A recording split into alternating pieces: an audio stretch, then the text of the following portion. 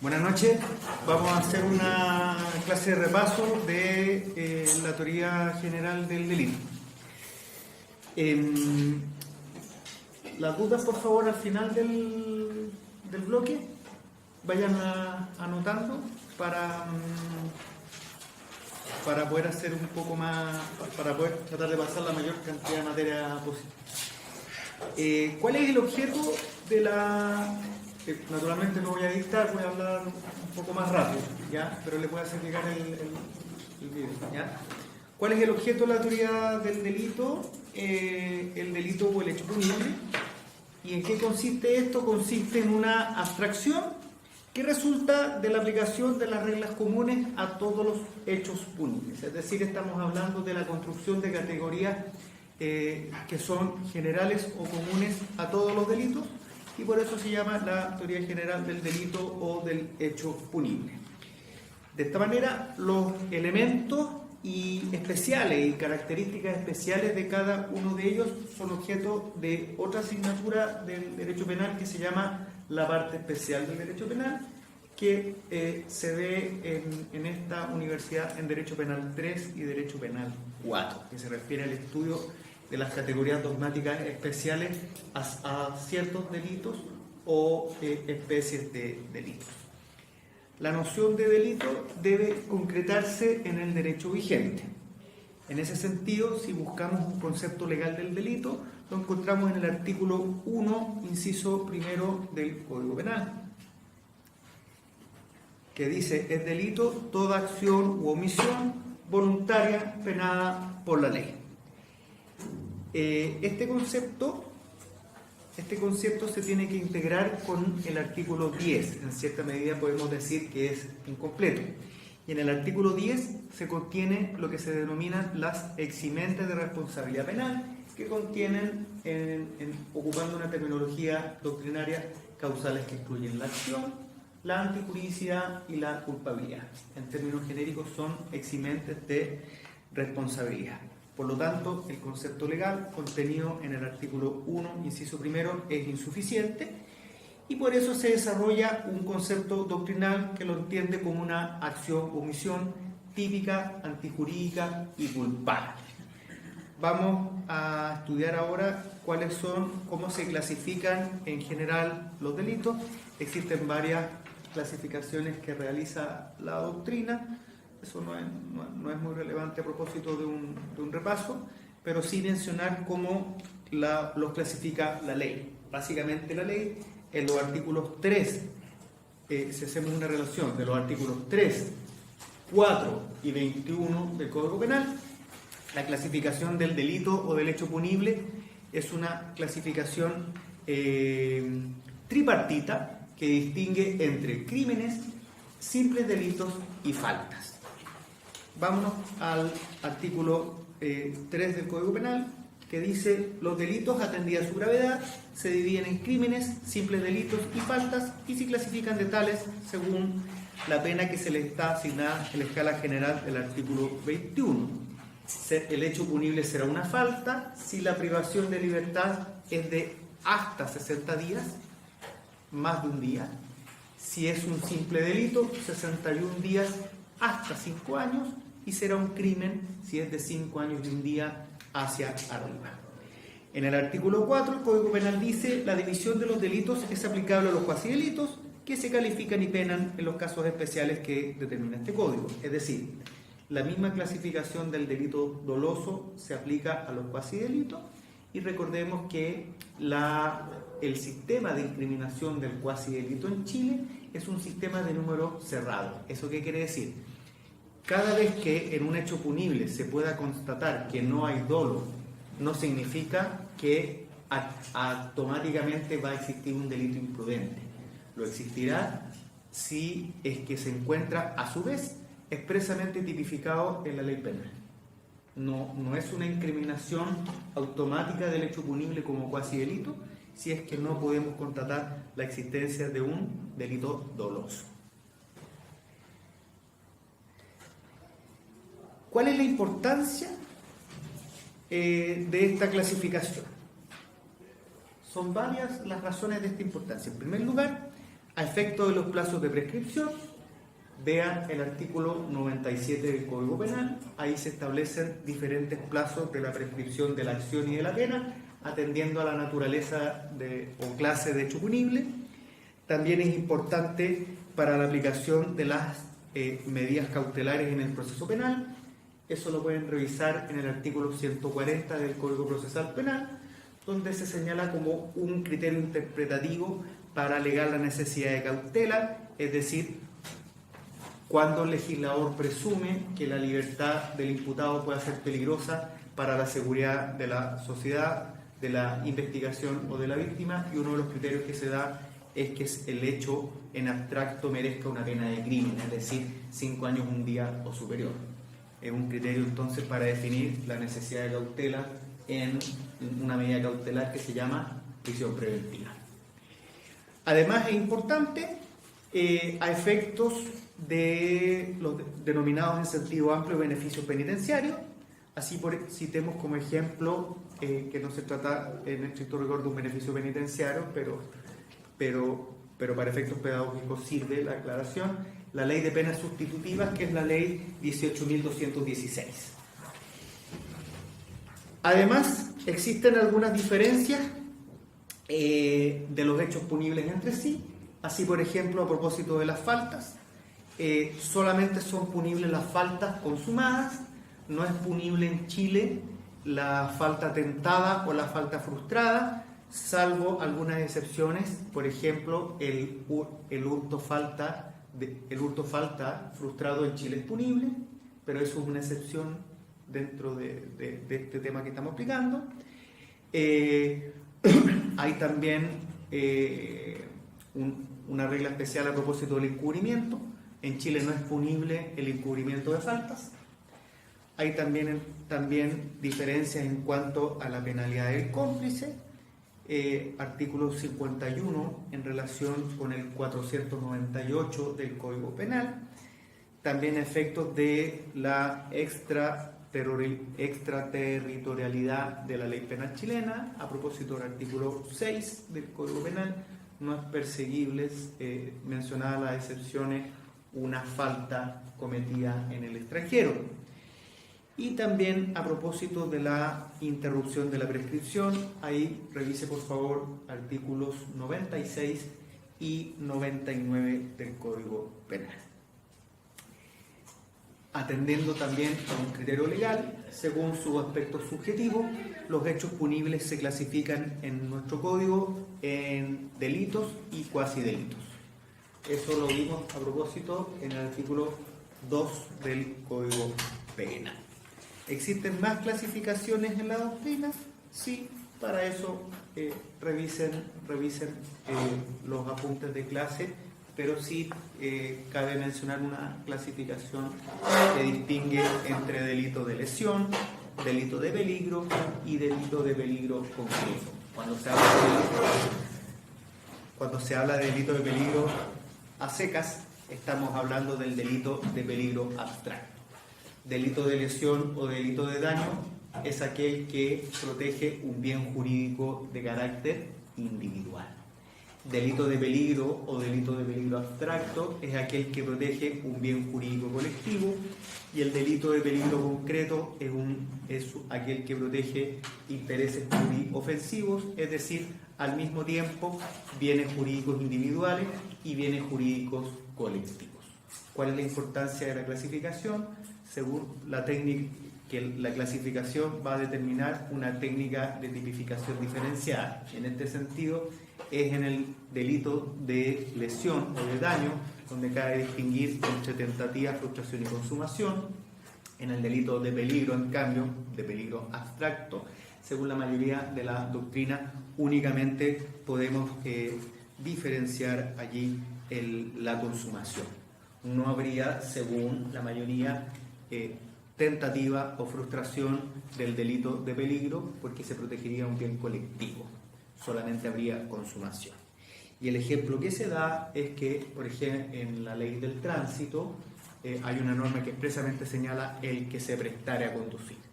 Eso es un ejemplo de tentativa expresamente tipificada. ¿Cuál es el razonamiento de esto? Cuando hablamos de antijuridicidad material, hablamos de lesión o puesta en peligro. La lesión es consumación, la puesta en peligro es tentativa o frustración.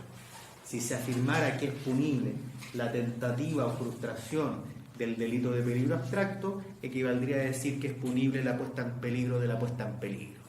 Y eso significaría adelantar de forma desmedida la barrera de la punibilidad. A modo de ejemplo, cuando hay tentativa de manejo en estado de ebriedad, cuando se compra el alcohol, cuando se va camino al vehículo, cuando se enciende. Bueno, la ley sacó el problema señalando cuando se prestare a conducir, y eso va a ser objeto de prueba. La pregunta es: ¿qué pasará si no existiera la norma? No hay tentativa de manejo en estado de ebriedad, porque es un bien colectivo y la puesta en peligro es consumación. En el delito de peligro concreto, tratándose de que también se protegen bienes individuales, dependiendo de cómo está tipificado el delito, hay tentativa, hay frustración y hay consumación, a propósito del bien individual. Pero eso se va a definir en el caso en concreto. Si piensas en la regla general, en los delitos de peligro concreto va a haber tentativa, es raro que haya frustración, pero no es necesario hilar tan fino en el examen. Esa es la clasificación doctrinaria más relevante.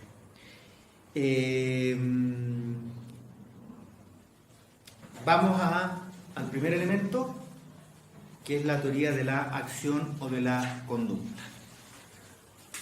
Los diferentes conceptos que se dan en la doctrina, estúdieselos por su cuenta de forma de conocimiento histórico, cultural. Yo voy a señalar ahora lo que dice la mayoría. Según la mayoría de la doctrina, según la mayoría de la doctrina tradicional, según la tradición liberal, el derecho penal es un derecho penal del hecho, no es un derecho penal de autor. ¿Dónde estaría la excepción de esto? En la ley 20.393, que castiga penalmente a las personas jurídicas. Tratándose de las personas individuales, de las personas físicas, mejor dicho, rige la tradición liberal del derecho penal del hecho. Tratándose de las personas jurídicas, el derecho penal de autor. ¿Por qué? Porque tratándose de la persona física o individual, la culpabilidad es un juicio de reproche. Tratándose de la persona jurídica, la culpabilidad es un defecto de organización. Visto de otra manera, tratándose de la persona física, el hecho le es atribuible si se le puede dirigir un juicio de reproche. Tratándose de la persona jurídica, no se habla de la atribución de un hecho, se habla de afirmar la responsabilidad penal si es que la persona jurídica fue defectuosa. ¿Cuándo es defectuosa? Cuando es culpable. ¿Cuándo es culpable? Tratándose de un defecto de organización. ¿Cuándo hay un defecto de organización para afirmar la culpabilidad de las personas jurídicas? En tres supuestos. La persona jurídica no tiene un modelo de prevención de delitos. Primer supuesto, de defecto de organización. Segundo supuesto, la persona jurídica tiene un modelo de prevención de delitos, pero este modelo es irreal. Tercer supuesto, de organización defectuosa. La persona jurídica tiene un modelo de prevención de delitos. Ese modelo es real, pero no está actualizado. ¿Qué son los modelos de prevención de delitos? Son protocolos de actuación que la propia persona jurídica se fija para actuar de forma que su organización no sea la que causa un delito. Y por eso se habla de organización defectuosa. Tratándose de la persona natural, ¿cuándo es culpable? Cuando el hecho le es atribuible. ¿Cuándo le va a ser atribuible? Cuando se le puede dirigir un juicio de reproche. ¿Cuándo se le puede dirigir un juicio de reproche? Cuando es imputable, cuando tiene conocimiento de la antijudicial la conducta y cuando no le es exigible un comportamiento diverso. Bueno, vamos a la acción propiamente tal. ¿Qué es la acción? Un comportamiento humano, por regla general. Ya vamos a ver un poquito más adelante que excepcionalmente responden las personas jurídicas. Es un comportamiento humano guiado por la voluntad, o un comportamiento humano que no obedece a una norma imperativa. En el primer supuesto, cuando hablamos de comportamiento humano guiado por la voluntad, nos estamos refiriendo al delito de acción. Cuando hablamos de un comportamiento humano que no obedece a una norma imperativa, nos estamos refiriendo al delito de omisión. Comportamiento humano. ¿Qué estamos queriendo decir con eso? Se descartan los hechos de la naturaleza, se descartan los hechos de los animales, salvo que el ser humano instrumentalice a la naturaleza o al animal para cometer el delito. Y también, por regla general, se descarta el hecho de la persona jurídica, salvo que se encuentre en una de las hipótesis que menciona la ley, que vamos a ver un poco más adelante. Por regla general, la persona jurídica no es culpable. Y por regla general, la persona jurídica no es capaz de acción. Bueno, ¿cuándo no hay acción? Respuesta: cuando no hay voluntad. Cuando no hay voluntad, en tres grandes supuestos. ¿Cuáles son estos supuestos? A propósito de una fuerza física de carácter irresistible, que también se le denomina vis absoluta. Por ejemplo, una persona amarrada a una silla no podrá rescatar a el hijo que se está ahogando en el río. Es una fuerza física de carácter irresistible. No es lo mismo que la persona no rescate al hijo porque tiene una pistola que le está apuntando a la cabeza. En ese caso se habla de fuerza moral de carácter irresistible, que podría excluir otro elemento del delito que se llama culpabilidad, porque no le era exigible un comportamiento diverso. Pero que es relevante a propósito de la exclusión de la acción, que la fuerza física tiene que ser absoluta, debe excluir toda posibilidad de acción. ¿A qué nos referimos a posibilidad de acción? ¿Qué significa que la acción sea voluntaria? Significa que sea gobernable, es decir, que sea controlable por el sujeto. Dicho coloquialmente, la acción es voluntaria cuando el sujeto se puede gobernar. No suena muy elegante, pero es muy descriptivo. Cuando tú te gobiernas, tu acción es voluntaria. Cuando no es voluntaria, cuando no es capaz, cuando no es susceptible de autogobierno. Cuando no es susceptible de autogobierno, cuando no es voluntaria. Cuando, tratándose de una fuerza física de carácter irresistible, que esto se denomina vis absoluta, tratándose de movimientos reflejos y de estados de inconsciencia. A propósito de los movimientos reflejos y de los estados de inconsciencia, hay una excepción. ¿Cómo se llama esa excepción? Las acciones libres en su causa. ¿Qué significa eso? El sujeto, pese a que al momento del hecho no era capaz de gobernarse, respondería penalmente si es que se colocó voluntariamente en la situación de no voluntad. Por ejemplo, la persona bebe alcohol y en estado de ebriedad delinque. No es lo mismo, ahí sería una acción libre en su causa, porque la persona voluntariamente se situó en la situación, valga la redundancia, de no voluntad. Acción libre en su causa. ¿Cuál sería la excepción? Cuando la acción deja de ser libre en su causa. Por ejemplo, le ponen droga en su alcohol, sin que se dé cuenta. Ahí la persona no se sitúa libremente en la situación de no voluntad. Bueno, tratándose de los movimientos reflejos, un ejemplo, un estado de epilepsia. ¿Por qué podría haber una acción libre en su causa? Porque el epiléptico sabe, por ejemplo, que no puede beber alcohol o consumir droga, y lo hace, sabiendo que arriesga un ataque de esta naturaleza y que con ese ataque podría eventualmente lesionar a alguien. Otro ejemplo de estado de inconsciencia, el sonámbulo, que sabe que es sonámbulo, se va de paseo y no lo advierte. Y sonámbulo incendia la casa y se mueren todos. ¿Se entiende la idea? O sea, tiene que haber, hay que analizar caso a caso cuándo habría una situación de no voluntad. Bueno, el resultado. Cuando el hecho punible requiere para su consumación la producción de un resultado separado de la conducta que lo causa, se habla de delito de resultado material. Cuando el resultado, cuando la lesión o puesta en peligro al bien jurídico es separable espacio-temporalmente de la acción, se habla de delito de resultado material. Cuando la acción no es separable espacio-temporalmente del resultado, se habla de delito de mera actividad.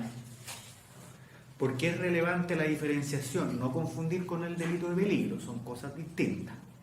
En el delito de peligro, el resultado puede ser separable espacio-temporalmente.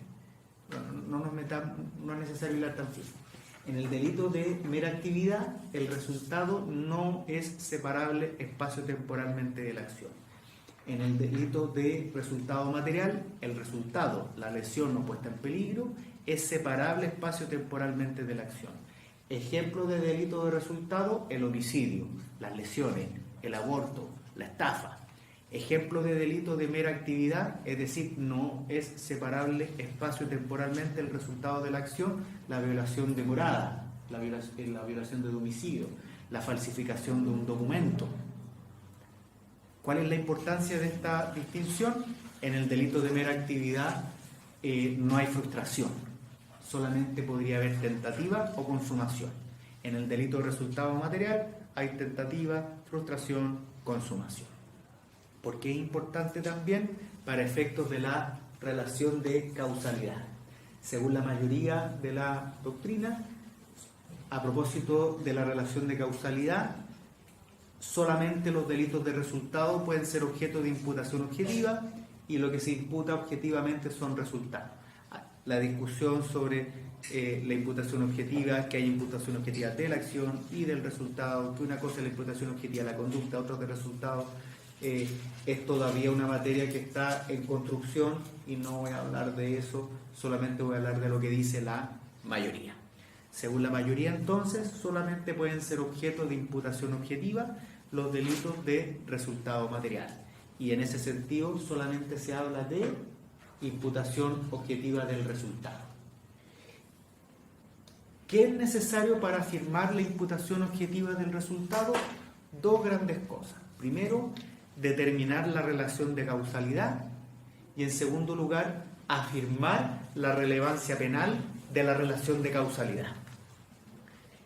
Entonces, repito, para hablar de imputación objetiva, según la mayoría, imputación objetiva del resultado, hay que exigir dos cosas. Primero, la relación de causalidad y, en segundo lugar, la relevancia penal de la relación de causalidad.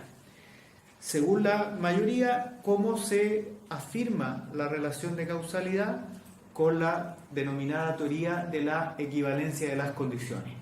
Si ustedes revisan los apuntes y revisan el manual, van a aparecer otras teorías que afirman la relación de causalidad, pero en estricto rigor eso es una impropiedad, porque en estricto rigor esas son teorías incipientes de imputación objetiva. Por lo tanto, aunque se llevan algunos errores, como vamos a ver, en principio se afirma la relación de causalidad con la denominada teoría de la equivalencia de las condiciones, y esos errores o injusticias que se producen de aplicar solamente la teoría de la relación de causalidad se corrige con los criterios normativos de imputación objetiva. Por lo tanto, ¿cuáles son los requisitos para afirmar la imputación objetiva? Primero, determinar la relación de causalidad y, en segundo lugar, afirmar la relevancia penal de la relación de causalidad. ¿Cómo se afirma la relación de causalidad? Con la teoría de la equivalencia de las condiciones. ¿Cómo lo hace? A través de la denominada fórmula de la supresión mental hipotética. Y según ella, ¿qué significa esto? Significa que causa es aquella condición que no se puede suprimir mentalmente sin que el resultado también desaparezca. Si no desaparece, la condición no es equivalente. Ejemplos de condición equivalente. En el homicidio, ¿qué más da matar desnudo o vestido? Pero la violación sí es condición equivalente estar desnudo o vestido. Ahí hay que irlo viendo caso a caso. ¿Qué es lo importante? Que si se suprime mentalmente la condición, porque en el mundo de la naturaleza está lleno de condiciones, suprimida mentalmente la condición, tienes que evaluar si desaparece también el resultado. Si desaparece también el resultado, la condición sería equivalente. Si no desaparece el resultado, la condición deja de ser equivalente. ¿Cuál es el problema de la teoría de la equivalencia de las condiciones? Que conlleva al infinito, conlleva al absurdo. Así, por ejemplo, podríamos afirmar la relevancia penal del nacimiento del homicida, porque si no hubiese nacido el homicida, no habría habido homicidio. Y así un largo etcétera. ¿Cómo determinamos la relevancia penal de la relación de causalidad? Con los criterios normativos de imputación objetiva del resultado. ¿Cuáles son esos criterios normativos de imputación objetiva del resultado? Primero, la creación de un riesgo no permitido y, en segundo lugar, la realización de ese riesgo en el resultado. Según otros autores, se agrega además otro criterio que es el de la esfera de protección de la norma. Pero según la mayoría, los criterios son la creación de un riesgo no permitido y, en segundo lugar, la realización de ese riesgo en el resultado. Entonces ahora viene la siguiente pregunta. ¿Qué es un riesgo permitido? Bueno, para determinar el concepto de riesgo permitido, en primer lugar tenemos que afirmar la utilidad social del peligro, tomando en consideración que hoy en día vivimos en una sociedad postindustrial que es eminentemente peligrosa, y no tolerar ciertos niveles de peligro significaría que sería inviable la vida en la sociedad actual. Hablar por celular, sacarse una radiografía, operarse, fumar, salir de fiesta, etc. Todo conlleva en sí un peligro. La pregunta es, ¿hasta dónde estamos obligados a tolerar ese peligro? En un concepto normativo, eso quiere decir que no basta con una mera percepción sensorial, sino que se exige además una valoración que puede ser jurídica, social o cultural. Recordemos que los tipos penales tienen elementos descriptivos y normativos, haciendo una relación de las materias. Elementos descriptivos son aquellos que no requieren de una especial valoración, es decir, son naturalísticos, es decir, son fácilmente descriptibles por los sentidos, basta con una apreciación sensorial. En cambio, los elementos normativos son aquellos que requieren además de una valoración jurídica, social o cultural. Por ejemplo, documento, ajeno, buena costumbre, pudor, escándalo, etc. Ejemplo de elementos descriptivos: silla, mesa, hombre, mujer, azul, rojo, negro, etc. Volvamos al concepto de riesgo. Es un concepto normativo. ¿Qué significa que sea normativo? No tiene una definición matemática exacta y absoluta, sino que requiere de una valoración jurídica, social o cultural. ¿De dónde sacamos este concepto? Primero acudimos a la ley. Ejemplo de riesgo permitido en la ley del tránsito: se estima como riesgo permitido conducir hasta 50 km por hora. Si se conduce a 51 km hacia arriba, según la ley chilena, es un riesgo no permitido. Otro ejemplo, los índices para el manejo en estado de ebriedad. De 0,4 hasta 0,8 es influencia, manejar bajo la influencia del alcohol. De 0,8 hacia arriba, en estado de ebriedad. Cuestionable, no cuestionable, discutible, no discutible, son los parámetros objetivos que ha definido la ley para establecer hasta dónde es permitido en Chile conducir con alcohol en la sangre, a modo de ejemplo.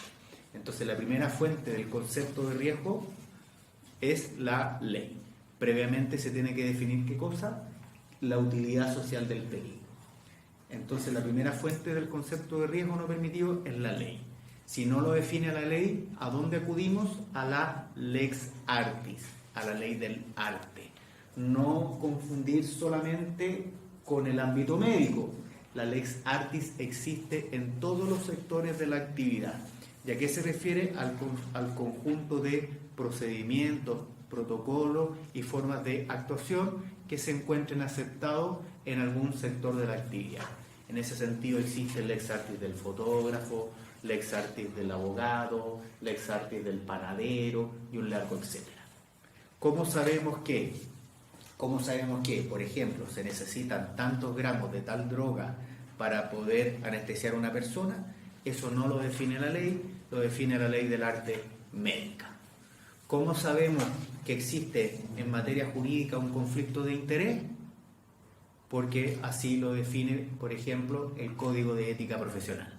Eso es ley del arte. ¿Cómo definimos que existe el concepto de muerte digna? Existe una ley que es la 20.584 que define los derechos y deberes del paciente. Y ese concepto de muerte digna que se refiere a que hay que, en primer lugar, acreditar, asegurar los cuidados paliativos del enfermo que no tenga una posibilidad de sobrevida. Estamos hablando de la señora de 80 años que tiene un cáncer avanzado. Usted en la familia le da un fuerte resfrío. ¿La seguimos llevando al hospital? Va a depender de la ley del arte. No hay un concepto absoluto, determinado, matemático. Va a depender de la ley del arte. Otro ejemplo extremo. Hay una sola máquina para asegurar la sobrevida de una persona y los enfermos son una niña de 20 años y una señora de 40. ¿A quién salvamos? Automáticamente vas a decir a la joven de 20. Momento, ¿qué pasa si la joven de 20 tiene una enfermedad terminal, por ejemplo? Todos esos son aspectos que va a definir la ley del arte. Pero, ¿qué quería decir yo? Que el concepto de muerte digna, por ejemplo, ahora hace ya un tiempo se define en la ley, pero antes de la ley se definía en el Código de Ética Médico. Entonces, si no lo define la ley, hay que acudir a la lex artis. ¿Qué pasa si no hay ley? ¿Qué pasa si no hay lex artis? ¿Cómo se define el concepto de riesgo? Hay que acudir a la costumbre en sentido amplio. Recordemos que la costumbre no puede ser fuente directa del derecho penal. ¿Qué significa eso? Que hay que acudir a la ley o a la lex artis extranjera. ¿Ya? Insisto, estos no son criterios matemáticos, no son conceptos acabados, son conceptos que da la doctrina, y esta doctrina que se encuentra todavía en construcción. Bueno, ¿qué otros aspectos son importantes para terminar la imputación objetiva? ¿Qué pasa con el aumento de riesgo y qué pasa con la disminución del riesgo? Porque estábamos hablando recién de la creación. Si hay disminución del riesgo, pese a que se den todos los criterios de imputación objetiva, hay relación de causalidad y el riesgo donde interviene el sujeto no es permitido, tratándose de una disminución del riesgo, no hay imputación objetiva. ¿Por qué? Porque el sujeto activo mejoró la situación de la víctima. El ejemplo de manual es la piedra que va en el aire y que va directo a la cabeza de la víctima, y el autor se da cuenta y desvía la piedra, y en vez de ser mortal, la lesiona gravemente. El autor, con su conducta, lo que hace es mejorar la situación de la víctima y por lo tanto no le sería imputable. El típico ejemplo de empujón de película romántica, que van a atropellar a la doncella y el Ken de la Barbie la empuja y doncella, en vez de morir, resulta lesionada. Eso es disminución de riesgo, y como criterio no afirma la imputación objetiva, sino que todo lo contrario, puesto que mejora la situación de la víctima. ¿Qué pasa con el aumento de riesgo? El sujeto no creó el peligro, se da la relación de causalidad, pero desmejora la situación de la víctima, y por lo tanto el aumento de riesgo sí es imputable. Ejemplo, la persona, el gracioso entre comillas, que se roba una señalética de una persona que se encuentra en pana, y producto de ese robo la chocan por atrás y la persona muere. La persona está con el chaleco fosforescente, puso el triángulo, y viene un tercero y se lleva el triángulo, y la chocan por atrás y la víctima muere. Si el sujeto activo desmejora la situación de la víctima, se afirma la imputación objetiva. Dos problemas más de imputación objetiva. Hay muchos problemas más, estoy afirmando los más relevantes. ¿Qué pasa con los conocimientos especiales? ¿Y qué pasa con la víctima dogmática? Conocimientos especiales. Estamos hablando de el sujeto que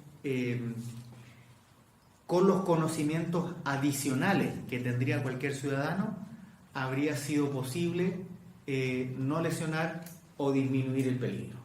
El ejemplo de manual, el médico, el piloto, el karateca.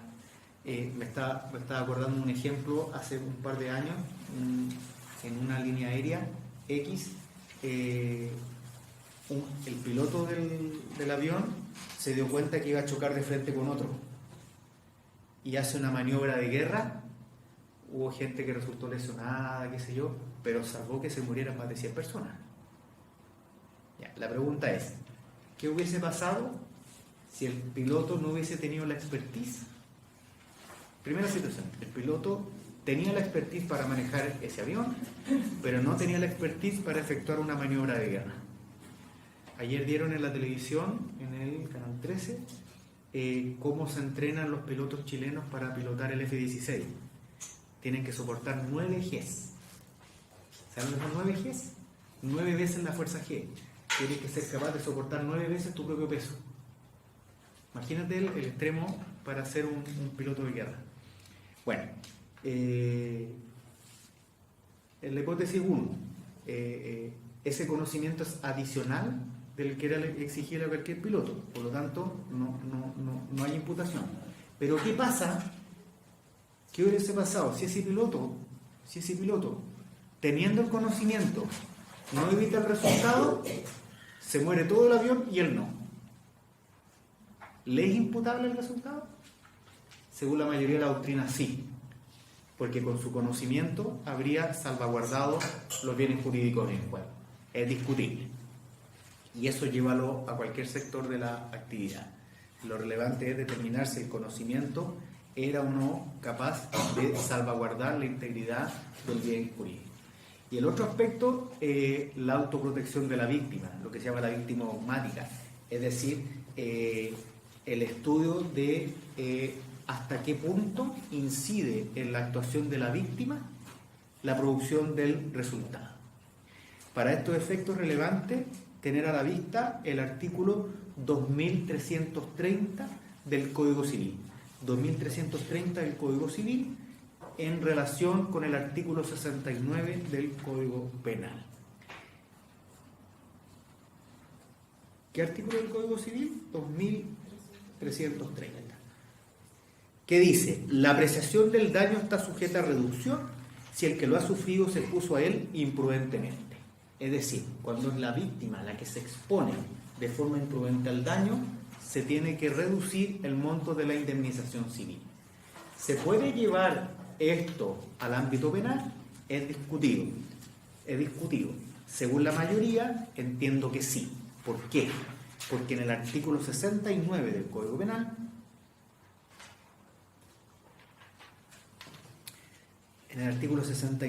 se habla de la extensión del mal. Dentro de los límites de cada grado, el tribunal determinará la cuantía de la pena en atención al número y entidad de las circunstancias atenuantes y agravantes y a la, ojo aquí, mayor o menor extensión del mal producido por el delito.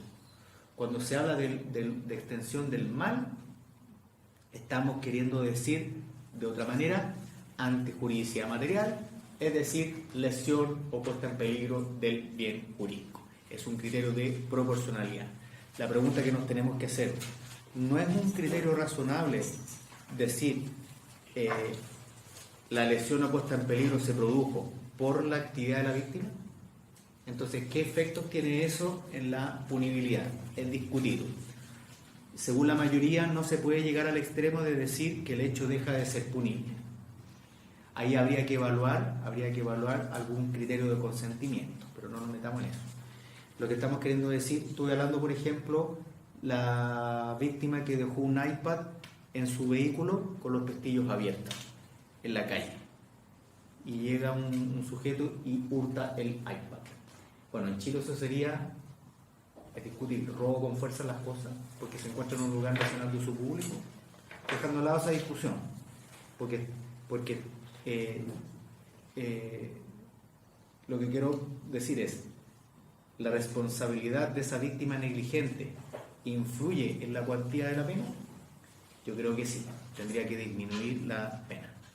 Pero este criterio ¿es absoluto? No. ¿Cuál es el límite? No puede tratarse de delitos contra la libertad sexual.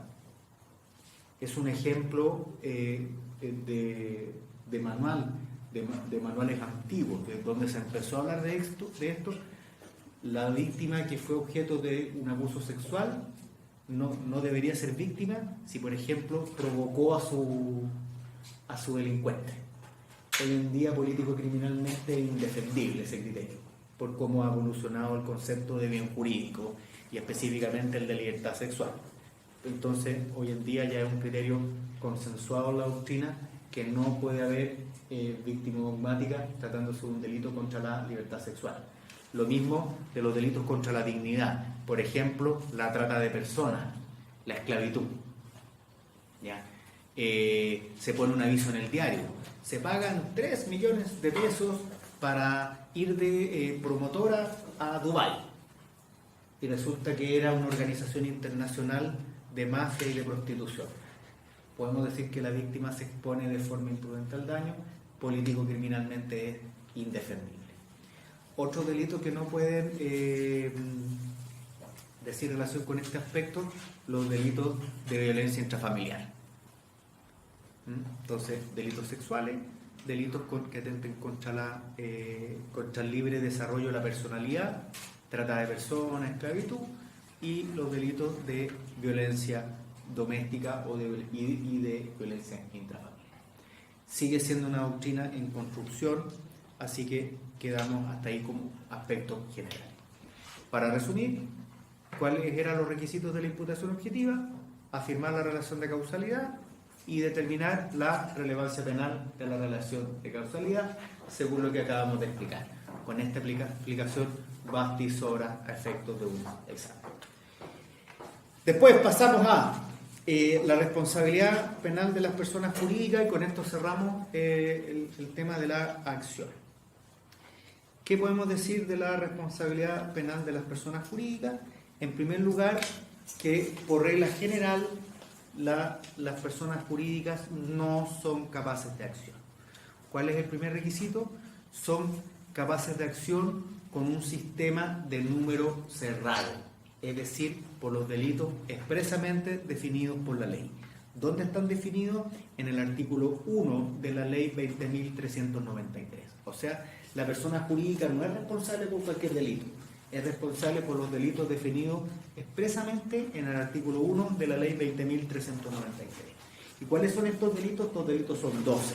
La contaminación de aguas, la comercialización de productos en veda, la pesca ilegal de recursos del fondo marino, el procesamiento y almacenamiento de productos marinos escasos sin acreditar su origen legal, el lavado de dinero, el financiamiento del terrorismo, las negociaciones incompatibles, el soborno, el cohecho al funcionario público extranjero, el cohecho entre particulares activo, el cohecho entre particulares pasivo, la receptación, la apropiación indebida y la administración desleal. Ahora, para afirmar la atribución de la responsabilidad penal de la persona jurídica, deben cumplirse con los requisitos que se señalan en el artículo 3 de la ley 20.393. ¿Y cuáles son estos requisitos? Primero, la comisión de un delito por parte de un sujeto relacionado. Yo no puedo cometer un delito que beneficie a Jumbo, por dar un ejemplo, a la Universidad de Santo Tomás. No, tampoco, pero yo no tengo deberes de supervigilancia y control. Eso es muy relevante. Qué bueno que se lo... No basta con ser empleado. Tienes que ser un sujeto relacionado. ¿Qué significa eso? Quienes realicen labores de administración o supervisión y o cualquier persona que se encuentre bajo su dirección o supervisión directa. ¿Qué es lo relevante? Deberes de supervigilancia y control y deberes de supervigilancia y control que hayan sido delegados. Yo soy un simple profesor oral. Yo no tengo ningún deber de supervigilancia y control más que supervisar la actividad de mi docencia en mi aula. Pero yo no tomo ninguna decisión. Si un alumno se ausenta por una prueba solemne, yo tengo que pedir permiso a la autoridad si es que puede tomar la prueba en otra oportunidad, por dar un ejemplo. Entonces, ¿cómo se determinan los deberes de supervigilancia y control? van a depender de cada persona jurídica. ¿Qué es lo relevante? Cómo hayan sido delegados. ¿Estamos? Entonces, primer requisito, comisión de un delito por parte de un sujeto relacionado. ¿Quiénes son los sujetos relacionados? Quienes realicen labores de administración y supervisión y o cualquier persona que se encuentre bajo su dirección o supervisión directa. Primer requisito. Segundo requisito, actuación directa e inmediata en interés de la persona jurídica o para su provecho. Por ejemplo, no es aplicable la ley si la persona natural comete el delito en su propio beneficio o en beneficio de un tercero. Tiene que ser en beneficio de la persona jurídica, en interés o provecho para la persona jurídica. Y recordemos, a propósito del primer requisito, comisión de un delito que no es cualquier delito, es alguno de los delitos mencionados en el artículo 1 de la ley. ¿Por qué? Porque es un sistema de incriminación de número cerrado. Y el tercer requisito, la exigencia de un defecto de organización. ¿Qué significa este requisito fundamental? ¿Qué significa un defecto de organización? El criterio de la interpretación lo sacamos del artículo 5 de la ley 20.393 y en estricto rigor significa que el delito es consecuencia del incumplimiento de los deberes de dirección y supervisión de la persona jurídica. ¿Qué es relevante tener presente aquí? Se cumplen con estos deberes cuando, con anterioridad al delito, la persona jurídica ha adoptado e implementado un modelo idóneo de prevención de delitos. ¿Cómo sabemos si el modelo es idóneo o no es idóneo? Las exigencias básicas del modelo de prevención de delitos se contienen en el artículo 4 de la ley 20.393. Esto para sacar el concepto de cuando la organización no es defectuosa. ¿Cuándo la organización no es defectuosa? Cuando su modelo es idóneo. Cuando, según la ley chilena, el modelo es idóneo. Cuando existe la designación de un encargado de prevención de delitos. A este encargado se le llama oficial de cumplimiento. Cuando al oficial de cumplimiento se le han definido los medios y facultades. En tercer lugar, cuando existe el establecimiento de un sistema de prevención de delitos. Y también la ley agrega que este modelo haya sido supervisado. En conclusión, en resumen y para terminar, ¿cuáles son los casos de organización defectuosa? Cuando no existe modelo de prevención de delitos, cuando existe pero es irreal, y en tercer lugar, cuando existe es real pero está desactualizado. ¿Por qué se puede desactualizar un modelo? Porque modifican la ley, porque se muere un sujeto relacionado. ¿Quiénes son los sujetos relacionados? Los que cumplen con deberes de supervigilancia y control. Por ejemplo, se muere un gerente, se muere un director. En el ámbito de las universidades cambian a un decano y cambian muchas políticas. Eso, entonces, si cambian a la autoridad, la que tiene deberes de supervigilancia y control, el modelo tiene que actualizarse al cambio de circunstancias. Bueno, eso a propósito de las personas jurídicas. Y ahora pasamos a la teoría del PIB.